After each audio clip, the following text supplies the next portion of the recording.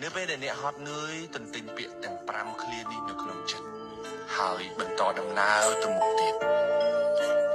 đi môi ca hot nơi mình ai xâm lập dương bản đi mình lưu dương mình slap để nghi bê đi bà trầm bà thơ ca ở ọc bị chất hộp trái kinh lụa ở rõm lọ sai miên cầm lăng bần tỏ đầm nào từ một tiết mình lưu dương rừng mòn bê dạy khu có ba rồi bỏ dương ở cha mình đẹp vì mình đòi ở dương slap nghi bê đi Prang prang cứ chỉ pleu đó lo bằng phật nơiក្នុងជីវិតរបស់យើងហត់អាចសម្រាកបន្តិចបានតែសូមកុំបោះបង់ផ្នត់គំនិតប្រឹងប្រែងចេញពីក្នុងខ្លួននេះសោះទី2យើងហត់យូរមកហើយហត់បន្តិចទៀតក៏មិនអីដែរ COVID យើងអាចឆ្លងបានវិបត្តិសកលក៏យើងអាចឆ្លងបានយើងមិនមែនជាមនុស្សធម្មតាពេកទេអ្នករឹងមាំសម្បើមែនទេហត់នឿយយូរណាស់មកហើយហត់នឿយបន្តិចទៀតក៏វាមិនអីដែរ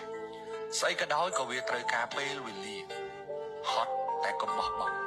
ថាមិនត្រូវថ្ងៃស្អែកជាថ្ងៃឲ្យផលនៃការខិតខំរបស់អ្នកក៏ថាបានខំប្រឹងបន្តទៀត